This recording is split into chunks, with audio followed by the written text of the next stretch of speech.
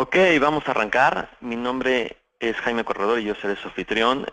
También se encuentra con nosotros Maru Curi. Ella está ahora ayudando a algunas personas a entrar. El webinar de hoy es sobre nuestro Fondo de Crecimiento Mexicano, por su clave pizarra GBM CRE. Y el objetivo es revisar el desempeño del último trimestre y conversar sobre perspectivas del mercado mexicano. Como invitados tenemos de costumbre a mi colega Pepe Fierro, portafolio manager de las estrategias de renta variable, y a Fernando Castro, portafolio manager de los fondos de renta fija, para apoyarnos también con algunas perspectivas de tipo de cambio de tasas de interés que son importantes para darle una mejor perspectiva al análisis de los mercados y la experiencia de este webinar. Les recuerdo que este webinar estará siendo grabado y que distribuiremos la grabación en algunos días. En estos momentos todos se encuentran en modo silencio y ahora paso el micrófono a mi colega Pepe Fierro, quien comenzará con algunos comentarios con respecto al desempeño del fondo, y al terminar, como comenté, haremos una sesión de preguntas y respuestas. Le paso la pantalla a Pepe. Un segundo.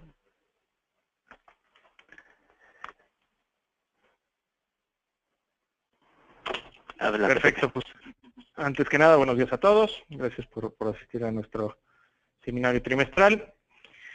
En cuanto al CRE, en el trimestre tuvo un comportamiento prácticamente igual que el del IPC. Con esto en el año, bueno, o últimos 12 meses más bien, estamos cerca de 1.60 arriba con respecto al benchmark.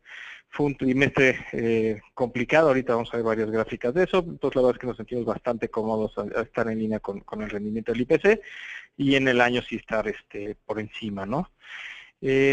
Como todos los trimestres, pues pueden ver que 1, 3, 5, 10, 15 años estamos muy por arriba del rendimiento, ¿no? No me voy a detener mucho en eso, más bien platicarles un poquito qué hicimos en trimestre y por qué pasó esto, ¿no?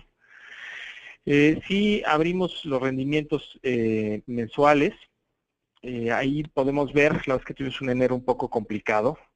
También hubo varios movimientos al cierre, en particular de enero, que nos afectaron un poco, que se recuperaron justo al principio de febrero, entonces por eso ven esa divergencia tan fuerte. Pero en febrero y marzo fueron meses extraordinarios, ¿no? Con un rendimiento bastante superior al del IPC, ¿no? En general, pues, los manejados activos estamos presentando rendimientos así, dado la fuerte reversión de la tendencia que tuvimos hacia febrero, ¿no? Pasando un poquito para ver los rendimientos hacia atrás en exceso, esto es una forma gráfica de ver lo que vimos en la primera tabla, pues pueden ver que el CRE sigue teniendo rendimientos en exceso muy superiores a su benchmark, consistentemente desde los últimos prácticamente 6 años, ¿no? 7. Pasando a la siguiente lámina, un poquito de las posiciones más grandes del fondo. Estamos un poquito menos concentrados que como hemos estado recientemente, nos diversificamos un poco. Ahorita os platico porque también nos invertimos un poco más. Las 10 posiciones más grandes del fondo traen el 55% más o menos del fondo. El IPC como referencia pues trae cerca del 72%. Y dentro de los nombres, lo que más seguimos trayendo es América Móvil, aunque estamos under varios puntos con respecto al IPC. Walmex, que hemos estado comprando últimamente, que se ha bajado, ahorita vamos a ver un poco más de eso, pero de habernos bajado también ya nos subimos recientemente, ahorita de hecho estamos arriba ya del benchmark. Grupo México, que sí estamos over, y luego los nombres que saben que son un poco más de nuestro estilo de inversión de mediana volatilidad, tipo GISA, que nos encanta, Infra, Cuo, Mexichem, Cultiva, y finalmente Cemex y Citzaza. Pasando a qué nos ayudó y qué nos afectó en el trimestre, las acciones que más nos ayudaron, este fue un trimestre un poco atípico en el sentido, lo que más nos ayudó fueron varios unders que traíamos. Como no tenemos prácticamente nada de Televisa, nada de FEMSA y nada de Jefe Norte, eso fue lo que más nos ayudó en el trimestre. Simplemente el no habernos atraído Televisa, pues fue un rendimiento de 0.60 en el trimestre, FEMSA 0.50 y Jefe Norte cerca de 0.30, ¿no? Si lo viéramos como absoluto, lo que más nos ayudó fue Cemex, G México y América Móvil. En cuanto a lo que más nos perjudicó, fue Fragua. Es un nombre que, pues, debido a su baja liquidez, ha subido un poco recientemente, pero nuestra visión de largo plazo sigue siendo muy buena. Y Citsasa, que pues, se ha atrasado un poco el anuncio de las cavernas que hemos platicado ya en algunos seminarios anteriores, pero también de largo plazo nos gusta bastante, ¿no? Prácticamente no hicimos adiciones ni eliminaciones en el portafolio. Lo que sí hemos estado incrementando es Walmex y Alfa. Walmex más hacia este trimestre, pero sí empezamos el trimestre pasado, y Alfa sí, la verdad es que estos niveles también hemos hecho. Y nos hemos estado reduciendo la ponderación en COF y también en Cemex, ¿no? Después del rally que ha tenido, la verdad es que sí hemos bajado sustancialmente, especialmente en Cemex, la ponderación. Y COF estábamos muy over, si recuerdan, lo platicamos el trimestre pasado, era de los pocos nombres de consumo que nos gustan porque estaba bastante atrasado y las valuaciones se veían mejor, pero pues ha tenido un rally importante como vemos más adelante, ¿no? Pasando, le cedo la palabra a Fernando Castro para platicar la parte de deuda. Muchas gracias. Voy a ser muy breve porque mucha la gente está más interesada en la parte de renta variable, pero creo que pues hay varias cosas que destacar en lo que vemos como el entorno hacia adelante. Una es que sigue habiendo un diferencial importante entre lo que descuenta la curva en Estados Unidos y lo que descuenta la curva en México, partiendo de que Banco va a ir en tándem con la Fed. Este diferencial evidentemente tendrá que cambiar o debería comenzar a cerrarse. No necesariamente quiere decir que la parte de México se va a alinear a los Estados Unidos. Yo creo que la de Estados Unidos está un poco optimista por lo que les voy a enseñar más adelante. Pero bueno, sí quería ponerles en contexto que esta diferencia en pendiente pues resulta ser más del doble. La siguiente lámina vemos la parte de inflación, que hay dos argumentos desde mi punto de vista que me hacen pensar que la Fed eventualmente va a tener que ir un poco más rápido de que el mercado descuenta. Uno es la parte de inflación.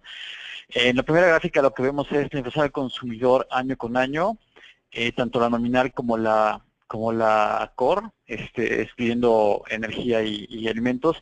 No salió aquí en la gráfica, por alguna razón se comió la leyenda. La línea negra es el PCI, que la Fed lo usa mucho, que es básicamente la inflación medida como consumo, como gasto personal o consumo personal. Pero lo que vemos es una inflación que en algún momento estuvo cerca de cero en el caso del consumidor y que tuvo un regreso relativamente rápido. En el caso de la inflación que excluye energía, nunca la vimos abajo del 1, sí se acercó y empieza a regresar. En la segunda gráfica lo que les pongo es cómo quedó o cómo se descompone esta parte de la inflación, y si vemos, en realidad estamos muy concentrados en la parte de energía, ¿no? Electricidad, gasolina, petróleo, commodities relacionados a energía, relacionados a gas. Todo esto fue lo que ancló, lo que jaló hacia abajo la inflación, y del otro lado lo que vemos son varios componentes arriba del 2, de hecho algunos incluso cerca del 5, ¿no? Entonces, si partimos de la base que el petróleo se depreció un poquito menos del 40% el año pasado, y que este año probablemente tengamos un petróleo un poquito más lateral, lo más probable es que tengamos datos de inflación más altos en 2016. Probablemente sea más rápido de lo que la Fed está previendo y lo que el mercado ha apreciado, y por lo tanto podríamos ver datos cercanos al 2 antes de 12 meses. Ese es un poco lo que estamos viendo. En la siguiente gráfica lo que vemos es la parte de desempleo, ¿no? La línea roja, lo que vemos en la línea roja es el NAIRU, que básicamente es el nivel de desempleo a partir del cual comenzaremos a ver presiones en los salarios. Lo que vemos en la línea negra es una encuesta de la Fed de Filadelfia de diferentes economistas respecto al nivel de desempleo, y la línea azul es el dato que se publica mensualmente de desempleo. La verdad es que aparentemente ya estamos por debajo de la línea a partir de la cual se crean presiones en salarios. La Fed, Yellen más bien, ha comentado que probablemente el desempleo estructural esté por debajo del 4.8, pero la realidad es que es difícil medir eso, y lo que sí es un hecho es que estamos ya muy cerca de ese desempleo estructural. Si vemos el incremento en salarios por arriba del 2, pues nos da un poco esa señal, ¿no? Entonces, pareciera que en realidad ya no hay mucho espacio del lado de desempleo, y no se ve que se haya afectado la parte de creación de empleo, ¿no? A pesar de lo que ha pasado en la industria petrolera de Estados Unidos. En la siguiente gráfica, lo que quise poner aquí, que creo que es relevante, es lo que ha pasado en Europa, o dónde ha estado el balance, cómo se ha movido el balance del Banco Central, y me parece que es relevante la velocidad a la cual están incrementando el balance, y sobre todo si lo comparamos con los PIBs de algunos países, ¿no? En la gráfica de la derecha lo que vemos es el total de QE que va a haber en Europa, ya con los datos que conocemos a partir de la última junta, esos 80,000 millones mensuales, más lo que se ha estado comprando desde que empezó este programa, y lo comparamos con el PIB de algunos países, bueno, pues resulta que es bastante más alto que el de España y más alto que el de Italia. O sea, al final del día lo que están haciendo es un apoyo impresionantemente grande en el contexto de sus economías, y sin embargo no hemos visto el efecto. Yo creo que el mercado cada día se pregunta más, o tiene más la duda si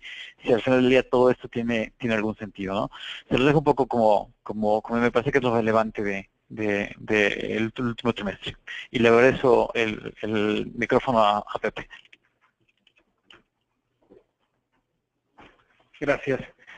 Pues regresando a la parte de renta variable, un poquito como acostumbramos a hacer, ¿qué pasó? Pues de entrada vimos un trimestre con un cambio de tendencia que no hemos visto en varios años. Ahorita les voy a mostrar unas gráficas alrededor de esto, ¿no? Pasamos una caída de más del 6%, a cerrar el trimestre con una subida de casi 7%, y si lo viéramos esto en dólares sería prácticamente el doble. Rara vez vemos movimientos del mercado de esta magnitud, ¿no? No solo esto, yo creo que vimos una reversión de tendencias de lo que habíamos visto en los últimos 18 meses, desde el punto de vista macro, por supuesto. El dólar, que se había estado apreciando contra el resto de las monedas, se depreció. Todos los indicadores de value, las inversiones de value, tuvieron un mucho mejor rendimiento que crecimiento, que growth. Los países emergentes por primera vez en muchos años tuvieron un mejor comportamiento que desarrollados. Entonces, sí fue un trimestre atípico en ese sentido, ¿no? Yo creo que otra cosa también a destacar, y muy importante, creemos que mucho de este incremento vino por cobertura de cortos, o sea, fue evidente, especialmente por la velocidad del movimiento, y también por rebalanceo de activos que habían estado fuera del ojo de los inversionistas, ¿no? Creo que el mejor ejemplo de esto es Brasil, pero ahorita en México van a haber también varios del mismo estilo, ¿no? En la parte local también tuvimos muchas noticias. Yo creo que la parte a destacar es la mayor preocupación por las finanzas públicas, y en especial por Pemex. Esto la verdad que fue, yo creo que el tema del trimestre. De la mano van los recortes en el presupuesto, y también, no necesariamente de la mano, pero que también tuvo a lo mejor algo de influencia, fue la parte de que el Banco de México por fin intervino para frenar la depreciación del peso, ¿no? Yo creo que son los tres principales. La parte económica sigue viéndose bastante bien, sin embargo, yo creo que hay un poco más de preocupación de qué viene en los próximos trimestres. Y ya aplicado al lado de inversión, pues especialmente el nombre de consumo, ¿no? Si recordamos, pues consumo ha sido el nombre del juego los últimos 2 años. Lleva mucho tiempo ya estando caro, pero ahora sí la mayoría de la gente ya no está tan segura que puedes ver un crecimiento en las utilidades, ¿no? Pasando un poco a cómo se ve, por lo menos desde el lado de las empresas, la bolsa. En cuanto a ingresos y EBITDA, la verdad es que las empresas se siguen viendo bastante bien en México. El año pasado creció en 7.4 en el caso de las ventas, 6.5 en el caso de la EBITDA. Para este año estamos esperando una ligera aceleración a 8% en ventas, 9% en EBITDA. Entonces, pues este lado se sigue viendo razonablemente bien, aunque le decía la parte de consumo, a lo mejor tiene un poco más de dudas, ¿no? Pero como en el agregado, la bolsa se sigue viendo bastante bien, a pesar de las valuaciones, ¿no? Pasando un poquito a qué pasó en el 2016, en inicios de 2016, pasa un poco lo que les decía. Si se fijan, si recuerdan, los nombres de arriba habían sido nombres de consumo los últimos 2 años, las empresas que más habían dado, y esta vez por primera vez sí vemos varios nombres que llevan mucho tiempo sin tener un buen performance, ¿no? La primera es OHL, Cemex, CIMEC, Peñoles. La primera de consumo es Lala, realmente. Entonces, sí hubo una clara tendencia de los inversionistas a buscar cosas que estuvieran atrasadas, ¿no? Y yo creo que se reflejó en la cantidad de nombres, si se fijan, que aplican en este caso. Pueden ser desde las ICH, los grupos, los GF Inburs, inclusive América Móvil, ¿no? Y del lado negativo, pues sí traes nombres que habían tenido circunstancias muy atípicas, pero sí traes nombres de consumo que habían estado adelantados, ¿no? Llámese Walmex, llámese Liverpool,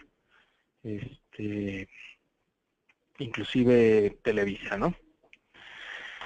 La siguiente tabla muestra un poco lo que les platicaba, ¿no? La volatilidad en 2016 fue algo impresionante. Este es el rendimiento entre el punto mínimo y el punto máximo de cada acción y del índice.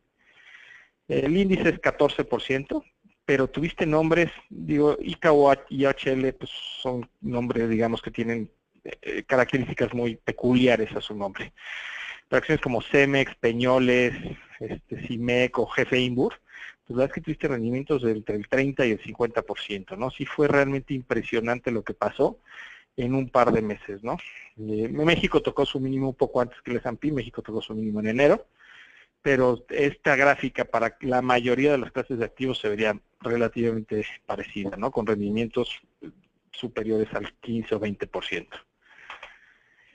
Entrando un poquito a la evaluación, y es algo que es el tema yo creo que principal que se habla de México en el extranjero, pues la verdad es que la evaluación sigue estando una desviación estándar arriba de su promedio de los últimos 12 años. Entonces, en ese sentido, la bolsa, aunque no se ha encarecido porque los estudios han sido mejores, sigue estando relativamente cara, ¿no? Yo creo que es un tema a fijarse, y como saben, pues es el tema que más nos preocupa y por lo que invertimos en acciones que no necesariamente son las que todo el mundo trae, pero traen valuaciones más atractivas, ¿no? El S&P pasó lo mismo, llegó a estar casi en su promedio, en los mínimos de febrero, en el caso del S&P, pero ya otra vez está casi cerca de una desviación estándar, ¿no? Y aquí la gran diferencia es que las utilidades sí están trayendo caídas importantes, ¿no? Para este trimestre, por ejemplo, las utilidades en Estados Unidos están esperando que caigan entre el 5 y el 7%, ¿no? Entonces, la dinámica sí es bastante distinta ya, ¿no? Aquí la verdad es que sí estamos viendo mejores números de las empresas. Pasando un poco a perspectivas, creemos que siguen habiendo muchos factores sin definición. La Fed, el petróleo, commodities, China. Entonces, aunque hemos tenido 2 meses relativamente positivos, yo creo que es de esperarse un poco más de volatilidad hacia el futuro. Y la parte medular es, hay que ver si hay un fundamental detrás de este rally que hemos tenido, ¿no? Entonces, mientras no se vea eso, yo creo que los mercados sí pueden tener un poco más de volatilidad. En México hay que, como les comentaba, estar muy pendiente de cualquier dato que pudiera mostrar una desaceleración en el consumo. Y la otra parte medular va a ser la parte Pemex y finanzas públicas, ¿no? Que puede seguir haciendo ruido. Los anuncios han sido bastante positivos, creo yo, pero pues aún así seguimos teniendo un hoyo importante en el presupuesto que seguirá causando ruido, ¿no? Ya entrando un poco a nuestros fondos, nos llegamos a invertir bastante fuerte. Este trimestre movimos bastante el asset allocation. No es usualmente lo que hacemos, pero la verdad es que después de la bajada estuvimos invertidos casi a todo lo que da el fondo, y nos hemos ido bajando, ¿no? En el caso del CRE, que llegamos a estar al 99%, ahorita estamos como al 95% y tomando oportunidades para bajarnos si los mercados siguen subiendo, ¿no? También hemos seguido nuestra postura de no traer prácticamente ya nada de consumo y estar más inclinado a sectores cíclicos, y no me refiero a cíclicos commodities, sino más bien cíclicos que beneficiados por el tipo de cambio, ¿no? Saben que nos encanta toda la parte industrial, autopartes y ese tipo de sector. Le cedo la palabra a Jaime para que dé las conclusiones y haga las encuestas que siempre hacemos. Muchas gracias, Pepe, gracias. Bueno, como principales conclusiones, tuvimos un trimestre casi en línea con el referente y resultados de mediano y largo plazo, todos significativamente por arriba del índice. Hemos tenido periodos muy volátiles en la bolsa, mas sin embargo el fondo ha logrado consistentemente tener mejores retornos y con menor volatilidad que el índice. En ello destaca una excelente labor de nuestro equipo de inversión y que ante una increíble dispersión de retornos en el universo de emisoras, ha sabido identificar adecuadamente las tesis de inversión y elegir bien las empresas que mejor se adaptan a ellas. Adicionalmente, pues cabe mencionar que en este periodo hubo muy buen manejo de efectivo en el fondo para aprovechar algunas oportunidades que surgieron.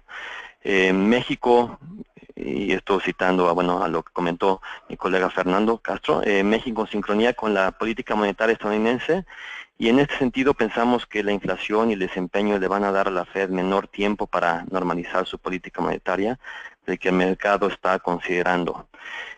Finalmente, pues en términos generales, las estrategias de renta variable continuamos cautelosos y buscando oportunidades.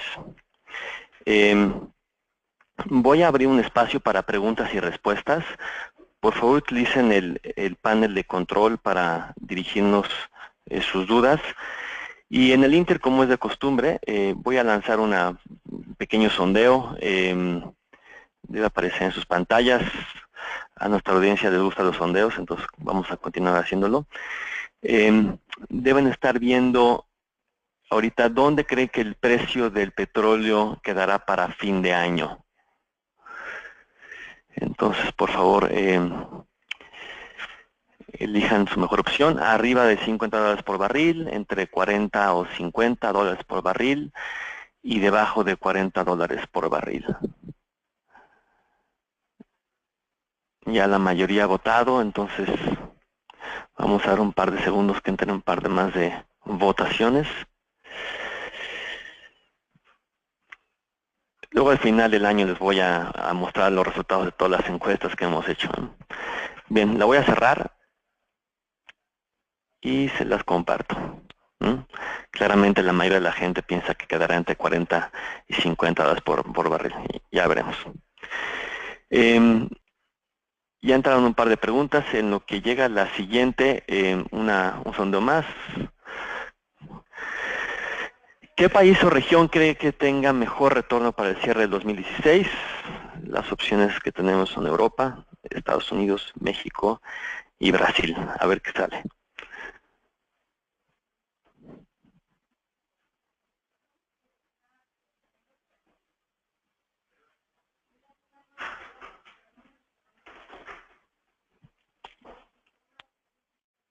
Ok, la voy a cerrar. Ok, la mayoría de la gente pensó que Estados Unidos y después Europa.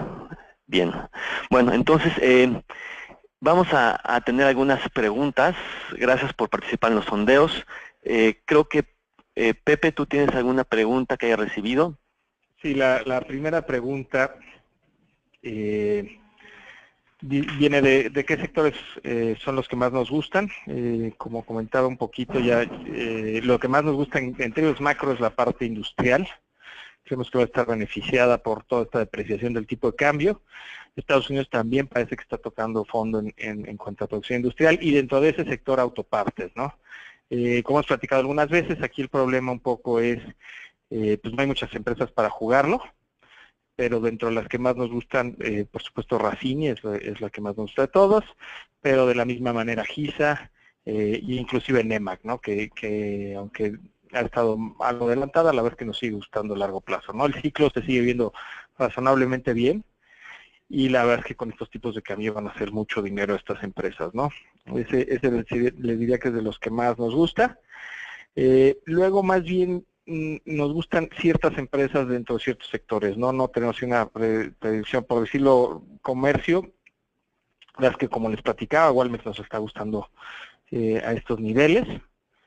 Lo mismo pasa en bancos, la verdad es que bancos per se no nos encanta, digo tampoco es que nos desagrade, pero lo que más nos gusta es Grupo Inbursa dentro de bancos, ¿no? Lo que sí es bien claro, seguimos sin traer todos los nombres de consumo caros, que sí creemos que están algo adelantados, llámese Bimbo, Grumas, Lalas, Arcas, que aunque pues digo, son empresas extraordinariamente buenas, la verdad es que sí vemos algo adelantadas, ¿no? Gracias, Pepe. Esperamos alguna otra pregunta más, por favor, anímense. Aquí está llegando una. Fondo CRE e INF. Un segundo porque no se puede ver bien. ¿Qué expectativas tienen del fondo GBM CRE contra el GBM INF al cierre del segundo trimestre?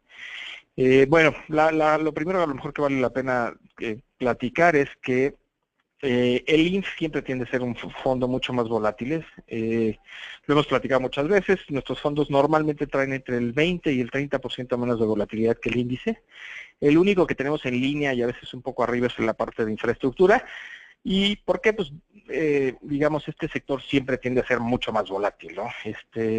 Recientemente ha sido mucho más volátil por las OHLs, las CEMEX. Bueno, OHL no traemos nosotros, pero como sector sí es más volátil. Entonces, lo voy a contestar un poco en ese sentido. Si el trimestre acaba siendo un trimestre positivo, el segundo trimestre, el INF seguramente va a tener un rendimiento superior. Si, como creemos, puede ser un poco más cauteloso el trimestre, el CRE sería una mejor opción, ¿no? La verdad es que los dos tienen objetivos un poquito diferentes. El CRE, pues saben que es nuestro fondo estrella y es, digamos, el flagship de la casa. Y el INF en el largo plazo debe tener rendimientos más altos, pero hay que estar dispuesto a tomar una volatilidad más alta, ¿no? Entonces nos sigue gustando mucho infraestructura, pero sí puede ser volátil, ¿no?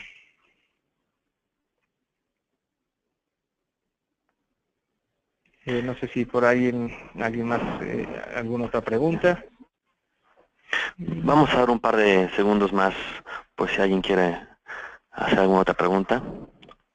Ya llegó otra, que cuál es nuestra expectativa sobre CEMEX, muy ligado a lo que platicamos del INF. Básicamente es un nombre que se ha subido muchísimo, es un nombre que estuvo afectado por toda la parte de apreciación del tipo de cambio, como platicamos alguna vez. Pues básicamente tiene un mismatch de monedas importantes y no tiene mucho flujo. Entonces un mismatch de monedas entre lo que debe y entre donde genera flujo. Entonces, pues simplemente si el peso se sigue apreciando, CEMEX va a seguir bien. Si por ahí se deprecia, la verdad es que va a sufrir. Independientemente de ese factor, nosotros ya la verdad es que la vemos un poquito adelantada, los fundamentales. Si la vemos en términos de evaluación contra empresas cementeras en el mundo con menos riesgo, la verdad es que ya no se ve tan claro CEMEX, entonces por eso nos hemos estado bajando, ¿no? De estar casi equal weight hace 2 meses, ahorita ya traemos menos del 4% en el fondo. Y les digo, con tendencia a bajar, ¿no? La siguiente pregunta viene con respecto al GBM Mod. Bueno, en el caso del mod, quizás a lo mejor el primer factor a diferenciar, que lo diferencia un poco del CRE, es el mod no hace asset allocation. Ahí no nos movemos mucho entre cuánto estamos invertidos en capitales y deuda. Entonces pasa un poco lo mismo. A la baja, más defensivo el CRE, al alza tiende a tener un mejor rendimiento el mod, ¿no? Entonces, aplica a mucho menor escala porque digamos, la beta del mod es mucho más baja que la del INF, pero sí pasaría eso. Si se corrige un poco, el CRE sería un poco más defensivo, si no el mod debe de seguir, le debería de tener un mejor performance. Entrando a los nombres, pues el equipo de análisis no ha cambiado nada en el portafolio modelo, entonces en ese sentido no la verdad es que sí le ha ido bien también el rendimiento es casi igual que el del CRE, ligeramente arriba, está cerca de medio punto arriba en lo que va del año, el trimestre cerró prácticamente igual. Entonces, también la verdad es que sigue estando en nombres que nos gustan mucho, en los topics de análisis, que son desde los GFINBUS, las COFs, nombres que han tenido un buen performance este año. Entonces, la verdad es que nos gusta bastante, ¿no? La siguiente pregunta es, ¿recomendarían entrar al INT? ¿Y cómo ven los mercados internacionales? Con gusto. Bueno, la verdad es que la primera decisión en cuanto al INT es la de tipo de cambio, que es la más difícil. Si ya uno tiene dólares y está en dólares, pues digo, la verdad es que se quita una decisión, Sin embargo, también vemos el S&P un poco adelantado, o sea, no olvidemos que viene de un rally muy, muy fuerte, ¿no? Entonces aplica un poco lo mismo que estoy platicando para la parte nacional. Si es una inversión de largo plazo, pues sí, la verdad es que se sigue viendo bien Estados Unidos, es uno de los países que más nos gusta. Si es una decisión un poco más de corto plazo, es decir, si nos gusta más, por ejemplo, México contra Estados Unidos, que muchas veces nos lo preguntan, la verdad es que la respuesta es no. Creo que traes el problema de qué tipo de cambio se te puede apreciar. La verdad es que es la variable más difícil de analizar ahorita, pero al fin y al cabo estás entrando en un tipo de cambio relativamente alto. Y estás entrando a un nivel de evaluación relativamente alto, ¿no? Entonces también estaría un poco cauteloso, por decirlo así. Hay una pregunta, prácticamente la voy a ligar porque va de la misma mano, si tenemos alguna perspectiva general para los fondos INT y TRB. Bueno, un poco para cierre de año, es lo que les platico. Yo creo que si Estados Unidos, todo parece indicar, y esto va de la mano con, no platicamos mucho factores internacionales, pero pues todo está girando alrededor de petróleo, la Fed, y por consiguiente el nivel del dólar. Entonces, si vemos una relativa estabilización a nivel mundial del petróleo y el dólar, es decir, que la Fed no es muy agresiva y se sigue depreciando el dólar, y apreciando el resto de las monedas, incluyendo el peso, yo creo que sería un buen escenario para los mercados internacionales y debería de acabar relativamente bien. El problema es que, pues como les dije, son 3 variables hay que meter que son bastante difíciles de analizar, entonces la volatilidad que puedes tener en medio yo creo que puede ser importante.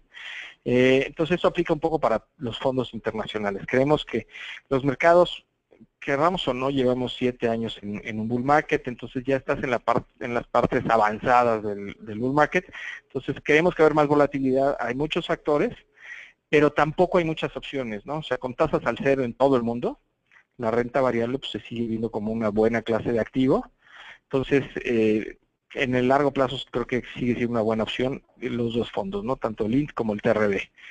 En los dos estamos un poquito cautelosos, entonces es un poco el view general, entonces también a la baja deben ser un poco más defensivos. Muchas gracias, Pepe. ¿Alguien tiene alguna otra pregunta? Daremos un par de segundos.